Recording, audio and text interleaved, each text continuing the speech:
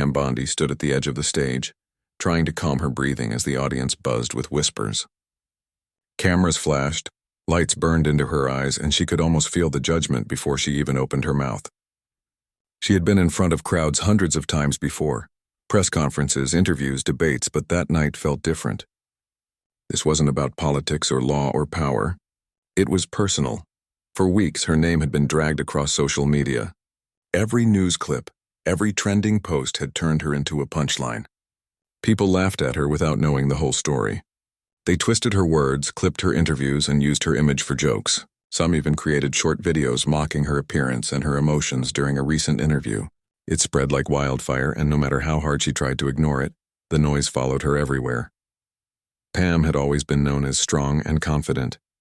She was the woman who didn't flinch under pressure, who spoke her mind even when it wasn't popular. But lately that confidence had taken a hit. Behind closed doors, she wasn't the unshakable public figure people thought she was. She was human, tired, hurt, and questioning if the fight was even worth it anymore. She remembered the night it all started. It was supposed to be a short interview, just a few questions about a new community initiative she was helping with. But one question had caught her off guard. It was emotional, personal. She had tried to hold back, but her voice cracked and tears welled in her eyes. That small, honest moment became the spark for an online storm. Within hours, clips of her emotional reaction were edited, mocked, and shared thousands of times. At first, she told herself it didn't matter. People forget things quickly online, but the mocking didn't stop. Every time she turned on the TV or opened her phone, she saw new comments. Some people called her weak. Others said she was pretending for attention. A few went even further, saying she was finished, that her reputation was done.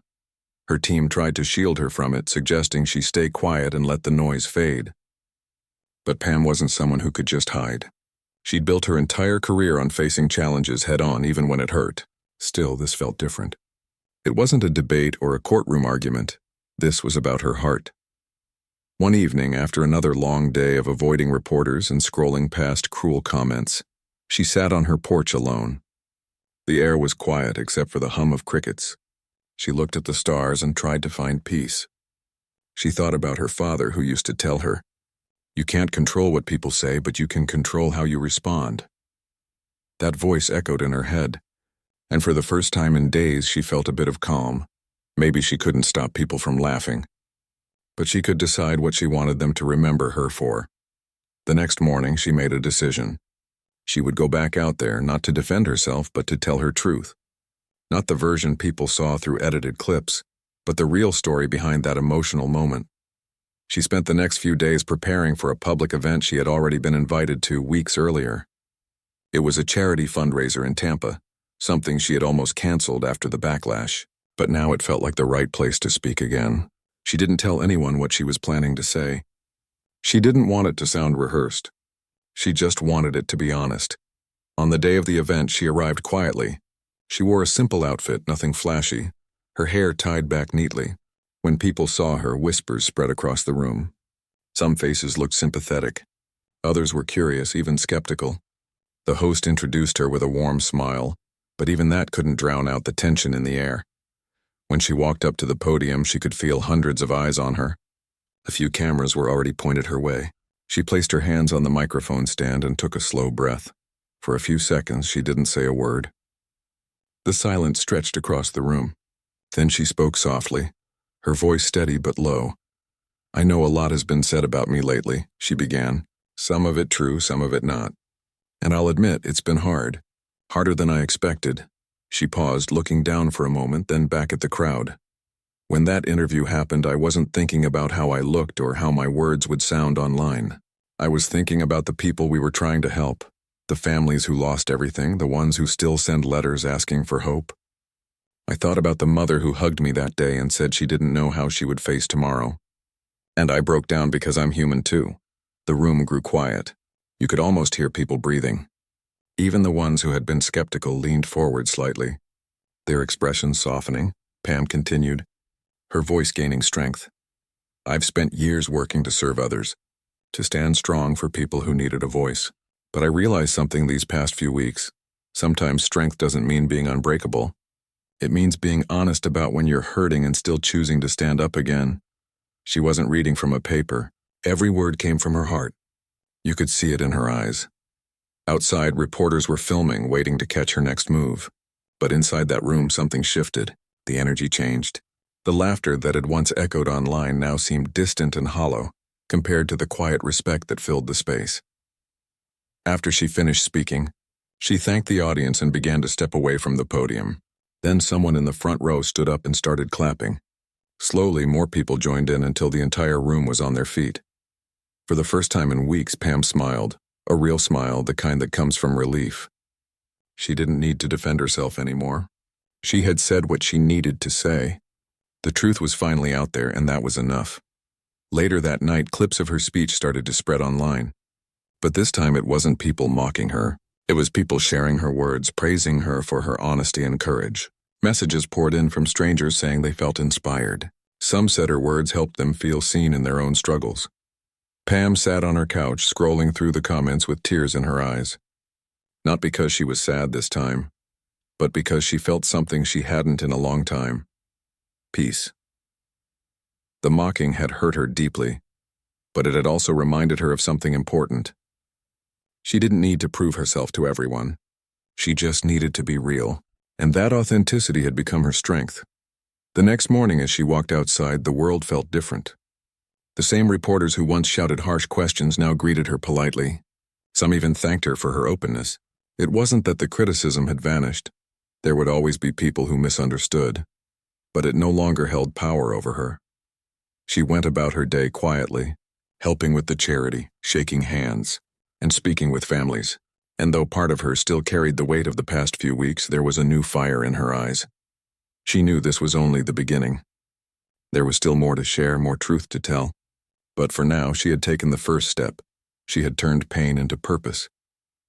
As the sun set that evening, she stood once again on her porch, the same place where she had once felt defeated. The sky was painted in shades of orange and gold. She closed her eyes and took a deep breath. People would always talk. They would always have opinions. But she now understood that her worth wasn't defined by what they said.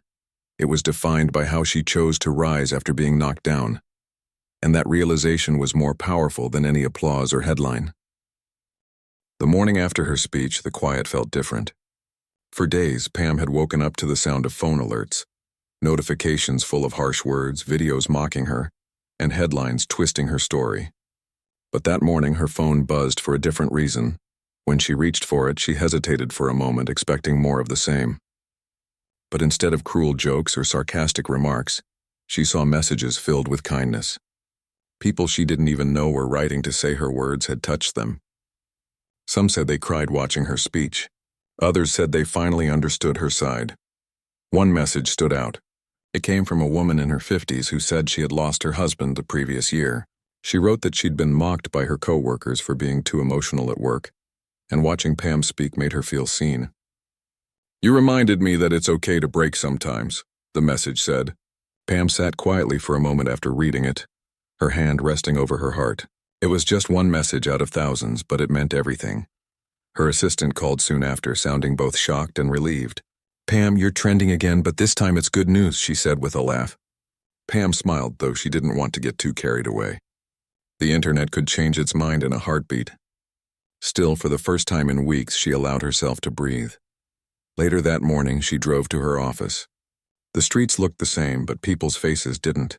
When she stopped for coffee, a young man behind the counter recognized her and said softly, "That speech was brave." She thanked him with a small smile and walked away before he could see the tears forming in her eyes. Inside her office, she found stacks of letters waiting on her desk. Most were handwritten, some messy, some neat, but all heartfelt. She spent the next hour reading them one by one. Teachers, nurses, single parents, young students, they all shared how they had faced moments of being misunderstood or judged. Her words had made them feel stronger. Pam leaned back in her chair, her eyes glistening. The same people who once mocked her were now seeing her differently. But deep down, she knew this wasn't about sympathy, it was about connection. People had responded to her honesty, not her title. For once, they saw the person, not the politician. By afternoon, news outlets began covering her speech. Some commentators who had once laughed at her were now calling her talk a moment of raw truth. A few admitted they might have been too harsh before. The shift was slow but steady. The narrative was changing. Still, not everyone was kind. Some online critics continued to mock her, accusing her of faking emotion to gain attention. Pam saw a few of those posts, but instead of letting them sting, she simply closed the app. She had learned that not every battle needed her response. That evening, she sat down with her close friend and longtime advisor, an older woman who had known her since her early days in law. They sat in the quiet corner of a small cafe, away from cameras and reporters. Her friend smiled gently and said, "You know, you've always been tough, but that speech showed a side of you people didn't expect. That's why it worked. You didn't try to prove anything, you just spoke from your heart." Pam nodded slowly. "I didn't plan it. I just couldn't stay silent anymore." Her friend looked at her for a moment, then said softly, "So what comes next?" That question lingered in Pam's mind long after she went home. What did come next? She had cleared her name, yes, but maybe this moment was about something more than her reputation. Later that night, she sat on her couch thinking about the stories she had read that morning. The letters, the emails, the comments. There was a common thread in all of them. People feeling unheard, unseen, or judged for their emotions. She began to wonder if there was a way to turn her experience into something that could help others. She picked up her notebook and started writing ideas. "Honest voices," she wrote at the top of the page. Maybe she could start a platform where people could share their stories. Real people, real struggles, no filters. She didn't want it to be about fame or politics. She wanted it to be about truth. The more she wrote, the more excited she became. By midnight, she had pages of notes filled with ideas for community events, workshops, and online projects that encouraged open conversation. The next few days were busy. She reached out to a few trusted people to help her shape the idea. Some were hesitant. After all, she had just gone through a major public storm. But others saw the potential. "If anyone can turn this around, it's you," one of them said. Meanwhile, more interviews started coming her way. At first, she was hesitant to accept them. She didn't want to fall into another media trap. But then she realized this was her chance to set the tone, to show that her story wasn't just about being mocked, but about what came after. When she finally agreed to appear on a popular morning show, she decided to be completely open. During the interview, the host asked, "Did the public mocking hurt you?" Pam didn't hesitate. "Yes," she said. "It hurt deeply. But it also taught me something I'll never forget, that the only thing more powerful than public criticism is public honesty." The host paused, visibly moved by her words. "And now that you've faced it, what do you hope people take from your story?" Pam smiled softly. "That we all have moments where we fall apart. But falling apart doesn't mean we're broken. It means we care deeply, and that's nothing to be ashamed of." The interview went viral. Within hours, people were sharing clips with captions like, "This is what real strength looks like." Her words spread beyond politics, reaching people from all walks of life. In the weeks that followed, Pam's new project, Honest Voices, started gaining attention. She began organizing small gatherings in community centers where people could come forward and share personal stories without fear of judgment. She listened more than she spoke, nodding, comforting, and sometimes crying with them. One young woman told her about being bullied at school for stuttering. An older man spoke about losing his job and pretending to his family that everything was fine. Each story carried pain but also hope. Pam realized that vulnerability had a strange kind of power. It connected people in ways that logic and arguments never could. She also started visiting colleges, speaking to students about resilience and kindness. During one event, a student asked her, "How did you stay calm when the world laughed at you?" Pam smiled thoughtfully before answering, "I didn't stay calm. I cried, I doubted, I almost gave up. But then I realized, if I let their laughter define me, I'd lose who I really was. So I chose to keep going instead."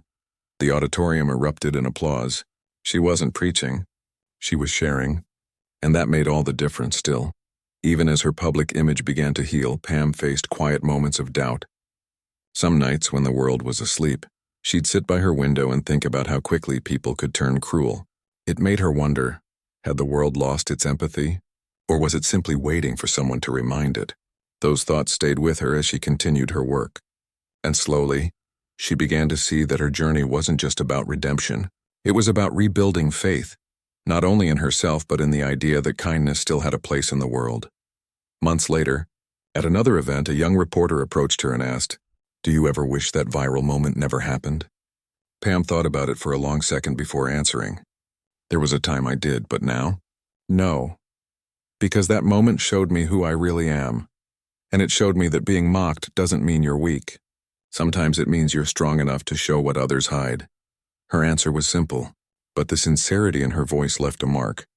When she left the event that night, she didn't rush to her car like she used to. She stopped to talk with people, smiled for photos, and hugged strangers who said her story gave them courage. As she walked away under the glow of the streetlights, she felt lighter. Not because the world had suddenly become kinder, but because she had learned how to stand tall no matter what it threw her way. The world that once mocked her now looked at her with respect. But even if it hadn't, she knew she'd still be okay.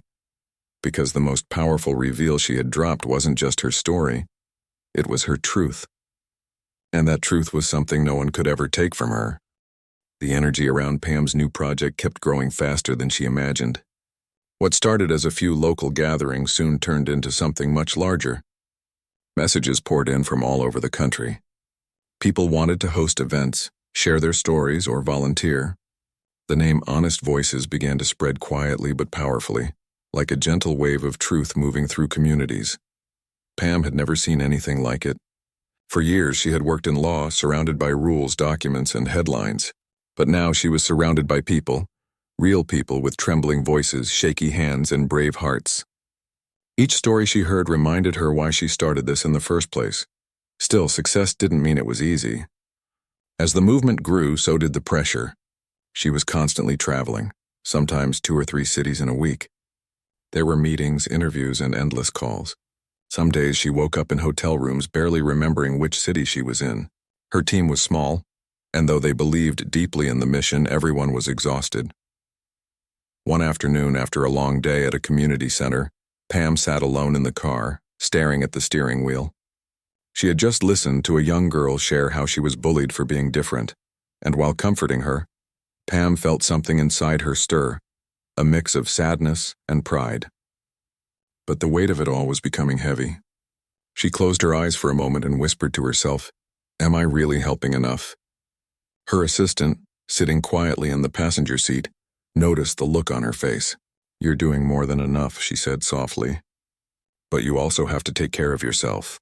Pam smiled faintly. "I'll rest when this makes a real difference," she replied.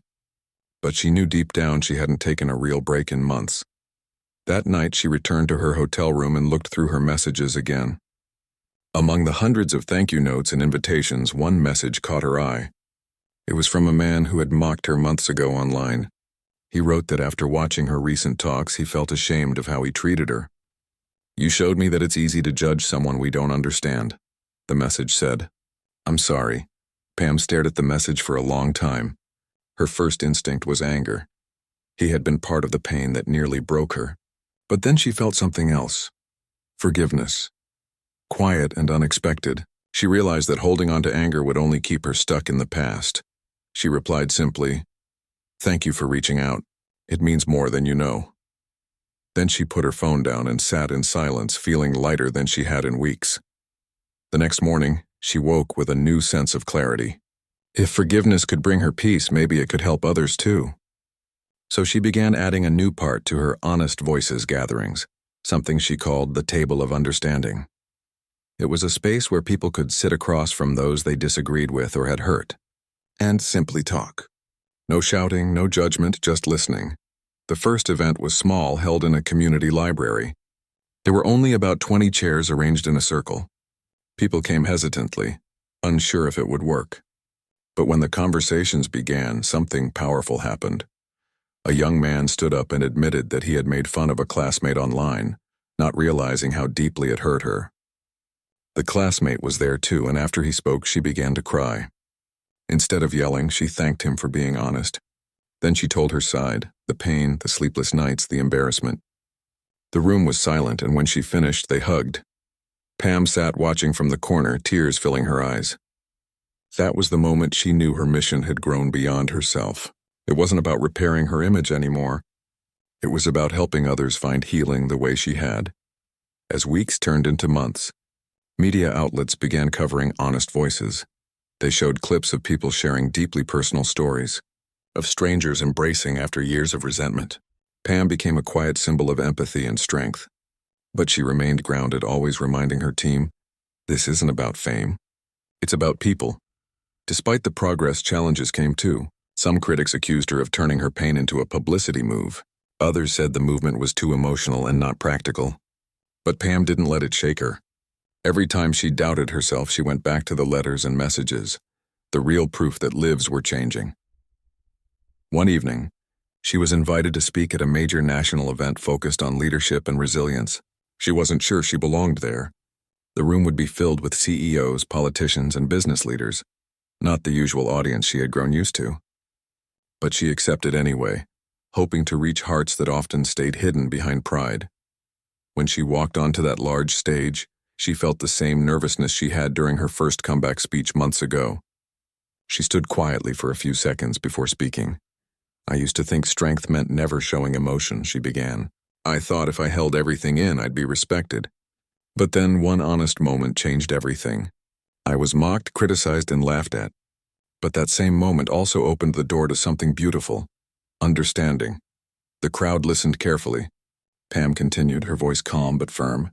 We live in a world where people hide behind screens and quick opinions. But behind every comment, every post, there's a person. And sometimes all that person needs is kindness instead of judgment. Her words drew quiet applause at first, then a standing ovation. After the event, several people approached her, not to talk about politics or status, but about life. A businesswoman said she had been hiding her grief after losing a child. A teacher confessed she'd been too afraid to admit burnout. Each of them thanked her for making honesty feel safe again. That night, back in her hotel room, Pam sat by the window looking at the city lights. She felt proud but also humbled. She thought about how strange life was, that the same world that once mocked her had now become her audience of believers. Still, she didn't let the praise get to her. She knew there were still many stories unheard, many hearts still afraid to open up.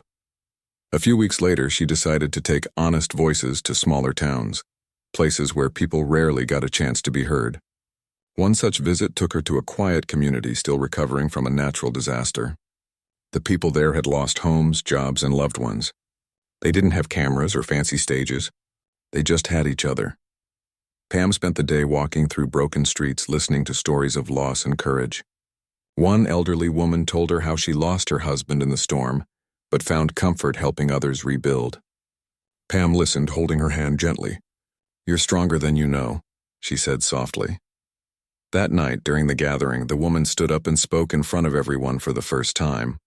Her voice shook, but she kept going, sharing memories of her husband and how she learned to find hope again.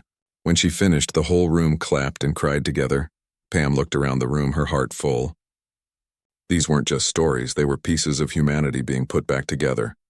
When the event ended, a young boy approached her shyly. He handed her a folded note. My mom said you're brave, he said. Pam smiled and took the note, thanking him. Later, when she opened it, it read, You remind people not to give up. She held that note for a long time. It wasn't fancy or long, but it was pure. It reminded her why she had started all of this, to make people believe in themselves again. As the months passed, Honest Voices grew beyond anything she had planned. There were community events, podcasts, even documentaries being made about it, but Pam stayed the same. She still answered her own emails, still hugged people after every talk, and still ended every speech with the same words. Don't be afraid to tell your truth. It might just save someone else. One evening, as she looked out over a crowded event hall filled with laughter and stories, she realized something. The world hadn't just forgiven her. It had changed because she chose to be honest. And in that moment, she finally understood that sometimes the most powerful thing a person can do is not to fight to be right, but to fight to be real. Months passed and Pam's life had settled into a steady rhythm of travel, meetings, and public talks. Honest Voices had become more than just a movement. It had become a symbol of truth, healing, and second chances. But with every step forward came new challenges she didn't expect. Pam had always believed that staying honest would protect her from misunderstanding. Yet even now there were people trying to twist her message. Some news outlets began framing her project as a political move, claiming she was using emotional stories to gain public sympathy. Others accused her of being too soft or too idealistic. She tried to ignore the noise at first, but late at night when she scrolled through articles and saw her name being criticized again, a small ache returned. It wasn't anger this time, it was sadness. She thought the world had finally learned to see her heart, but it seemed judgment never really disappeared.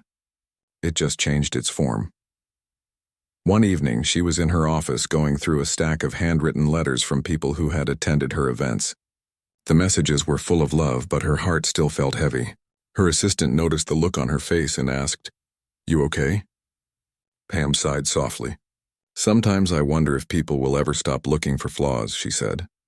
Her assistant smiled gently. "Maybe they won't. But you didn't start this to please everyone, you started it to reach the ones who needed to hear it." Pam nodded slowly.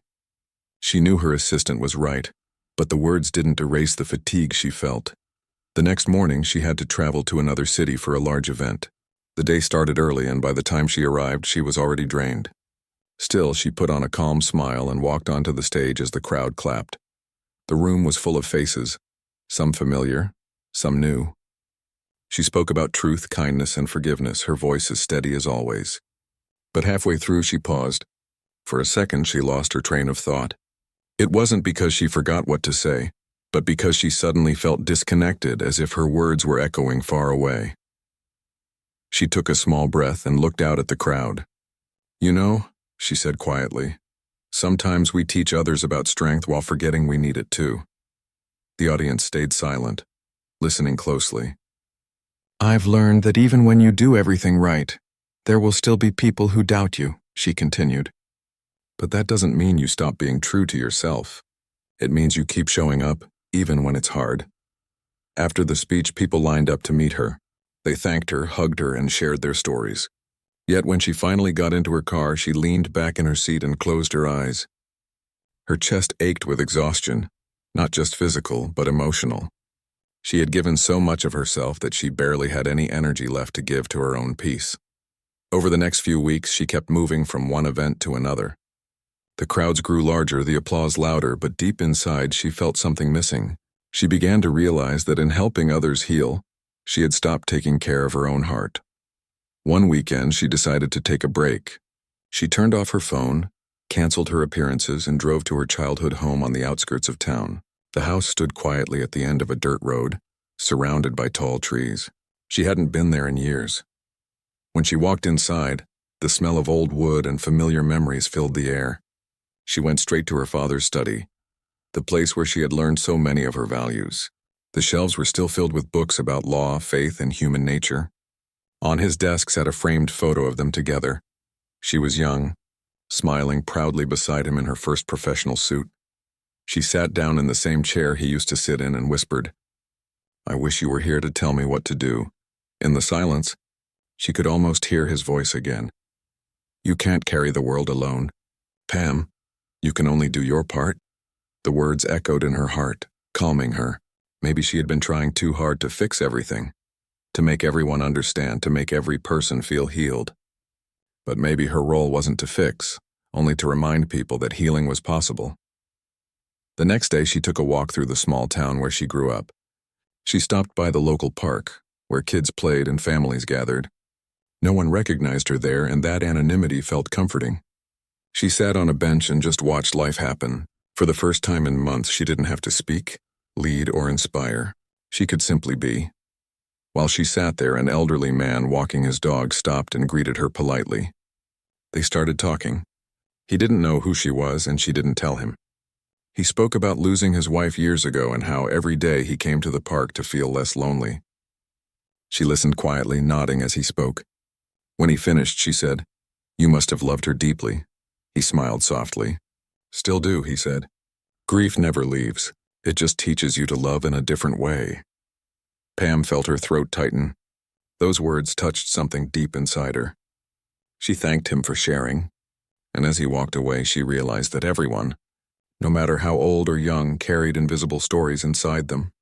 That evening, back at her father's old house, she sat by the fireplace with a notebook and pen. She wrote down everything she felt, The exhaustion, the doubts, the gratitude, the hope.